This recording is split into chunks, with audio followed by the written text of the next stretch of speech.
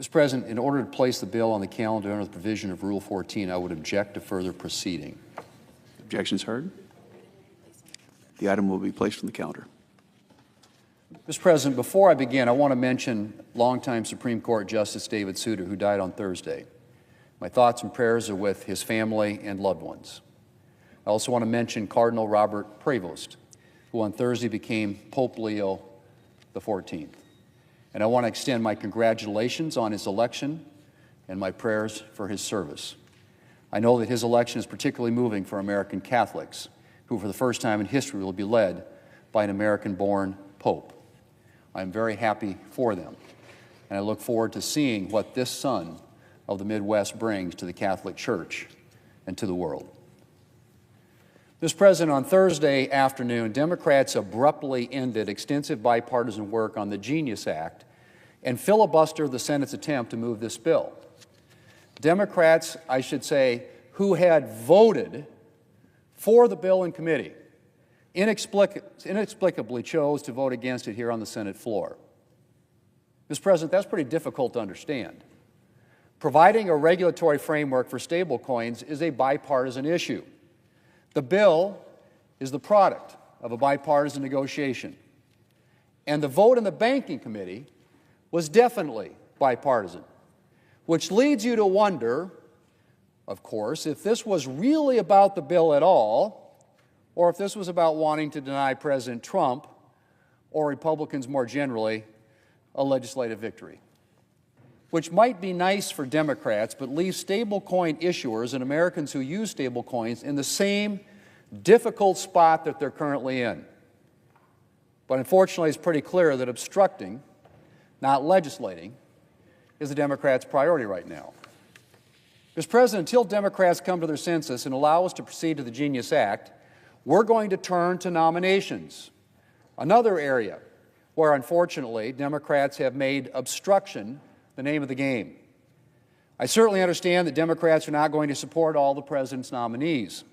That's their prerogative as senators. But the way that they are drawing out this process on even non-controversial nominations is serving no one. 57 out of the 58 of the president's civilian nominees have required cloture votes, an unprecedented number for recent administrations.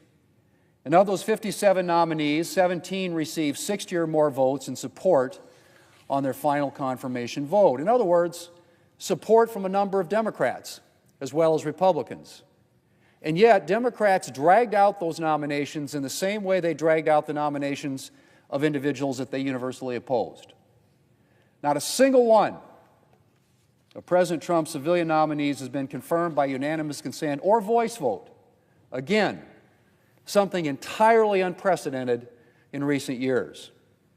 No other president since at least 1977 has failed to have civilian nominees confirmed by unanimous consent or voice vote at this point of his administration, except for President Trump in his first term in office.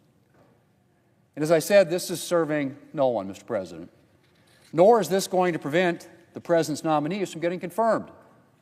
Democrats can drag out nominations all they want, but we're going to fill out the president's administration and ensure that his nominees get into place so that they can do the job and that he can do the job that he was elected to do. I'd like to do this the easy way and confirm non-controversial nominees expeditiously, in batches, for example, and maybe even by unanimous consent. That would give us more time to legislate and give members more time to spend in their states. But if we have to do this the hard way, we will. We're going to get the president's team in place. So I guess, Mr. President, Democrats have some decisions to make. I really hope, that they'll come back to the table on the Genius Act. And I hope that they will cease their pointless obstruction of bipartisan nominees. But I guess we'll have to see. Mr. President, I yield the floor, and I suggest the absence of a quorum.